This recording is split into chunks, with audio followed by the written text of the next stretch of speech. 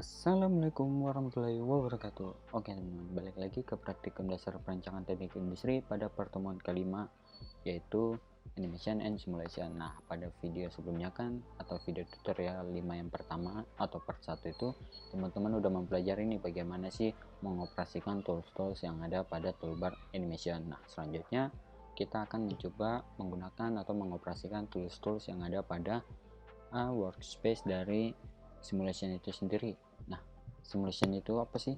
Nah, simulation atau yang biasa kita kenal dengan namanya CAE atau Computer Aided Engineering itu merupakan suatu teknologi perhitungan karakteristik dari suatu produk atau bagian dari suatu produk dengan bantuan komputer. Nah, jadi di sini kita akan mencoba memberikan suatu simulasi dari produk itu. Nah, misalnya nih, dari produk itu kita ingin memberikan suatu gaya atau suatu tekanan atau yang lainnya terhadap produk tersebut. Nah, bagaimana sih perubahan yang akan terjadi pada produk tersebut? Itu bisa kita lihat atau kita simulasikan pada software Fusion 360 ini. Nah, caranya teman-teman harus menyediakan suatu part terlebih dahulu. Nah, misalnya nih, di sini saya menggunakan part yang berbentuk huruf L. Huruf L. Nah, selanjutnya teman-teman tinggal pindah ke workspace, yaitu workspace simulation itu sendiri. Nah, teman-teman tinggal klik, maka teman-teman akan langsung diberikan suatu opsi untuk new study atau study baru. Nah, di sini ada berbagai macam case atau study, mulai dari static stress, terus thermal, dan yang lainnya. Nah, untuk itu kita akan mempelajari yang standar-standar saja, yaitu tentang static stress. Nah, selanjutnya teman-teman tinggal klik static stress, lalu klik create study. Nah, selanjutnya akan muncul beberapa tools dari toolbar dari simulation ini sendiri, mulai dari di study yang tadi kita udah lalui, membuat suatu new simulation study yang baru, terus dari materialnya, constraint-nya, terus load-nya, terus kontaknya, dan yang lainnya. Nah, ada beberapa tools yang akan kita gunakan. Nah, untuk yang tools pertama yaitu study material. Nah, di sini tuh kita akan memberikan suatu material pada study yang akan kita coba. Misalnya tadi kan studinya ini kita menggunakan produk dalam bentuk L.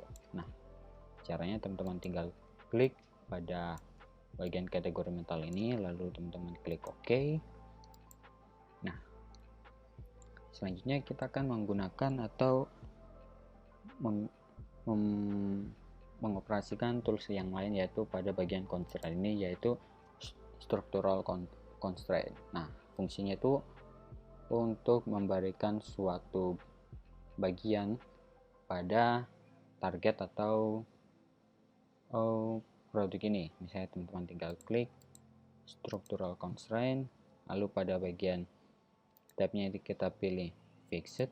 Nah, bagian mana sih yang akan kita berikan structural constraint itu sendiri? Nah, misalnya kita akan memberikan pada bagian belakang ini, kita tinggal klik, lalu kita klik OK. Nah, maka nanti akan muncul tanda lock di sini pada bagian belakang itu. Nah, selanjutnya kita akan menggunakan tools load, yaitu structural load.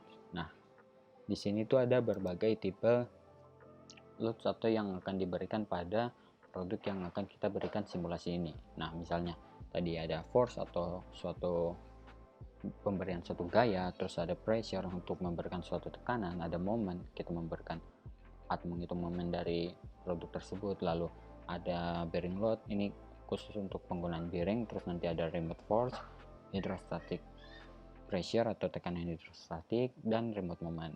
Nah, untuk saat ini kita akan menggunakan force atau diberikannya suatu gaya. Nah, selanjutnya kita memilih target yang akan diberikan suatu gaya.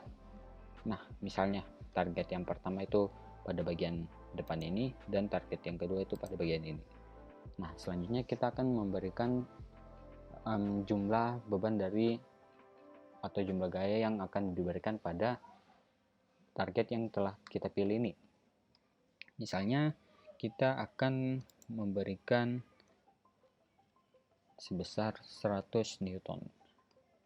Nah, selanjutnya teman-teman bisa juga pilih unit yang lain, bisa teman-teman mau pilih unit-unit yang lainnya juga tersedia. Nah, untuk sekarang kita akan menggunakan Newton, lalu kita klik OK. Maka akan muncul logo dari pemberian force atau tekanan ini ya teman-teman, arah terhadap target yang telah kita pilih. Nah, selanjutnya setelah kita memberikan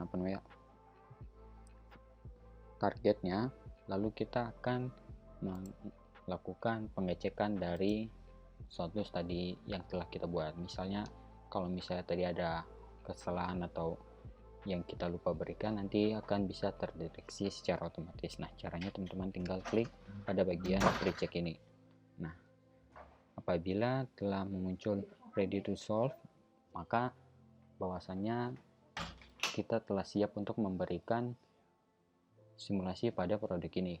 Nah, selanjutnya teman-teman tinggal klik solve atau tidak. Sebelum itu kita akan memberikan mesh pada produk ini. Caranya teman-teman tinggal dulu. Nah, tadi teman-teman tinggal klik pada bagian sini untuk munculkan meshnya gitu. Selanjutnya kita klik solve, lalu di sini teman-teman bisa pilih mau simulation model 1, misalnya tadi news tadi yang pertama yang kita buat nih untuk pada produk L. Nah, teman-teman tinggal pilih bagian tadi mana yang teman-teman ingin berikan, lalu untuk softnya ini bisa teman-teman pilih untuk on cloud pada folder atau cloud dari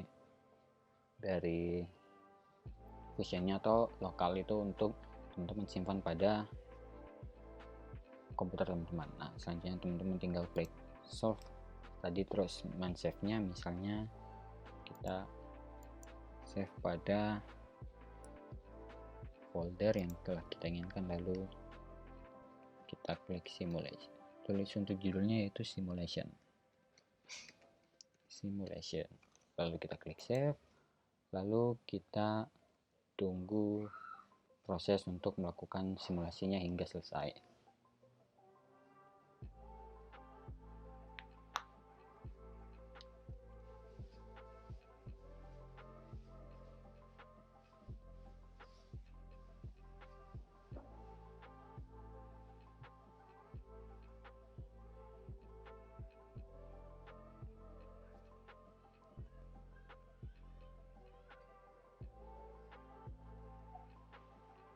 Nah, apabila sudah, nanti akan keluar suatu result detail ini. Kita tinggal close saja, lalu maka hasilnya akan seperti ini.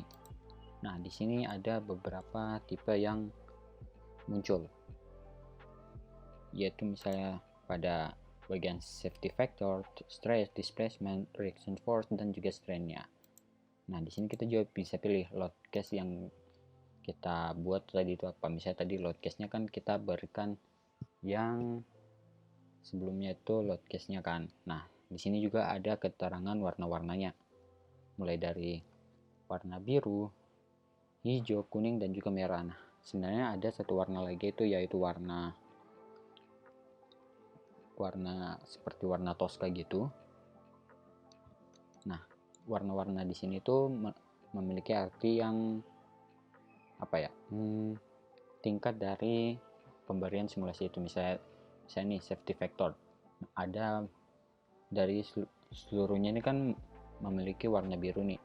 Nah, warna biru itu berarti kayak pada part atau area yang berwarna biru itu merupakan area yang paling rendah untuk mengalami tipe dari safety factor itu sendiri. Nanti juga ada warna Tosca. Kalau warna Tosca itu dia area yang rendah mengalami dari tipe simulasi yang telah kita buat, misalnya tadi safety factor. Kalau hijau itu dia mulai mengalami dari simulasi itu, jadi kayak misalnya ada safety factor ini, berarti kalau udah ada yang berwarna hijau pada produk ini berarti dia mulai mengalami. Nah, selanjutnya ada juga warna kuning. Nah, warna kuning itu udah memasuki tingkat yang sedang, jadi suatu produk ini telah mengalami tingkat yang sedang pada safety factor itu. Nah, selanjutnya ada yang warna terakhir yaitu merah. Nah, kalau merah ini sudah area yang paling tinggi mengalami dari hal tersebut.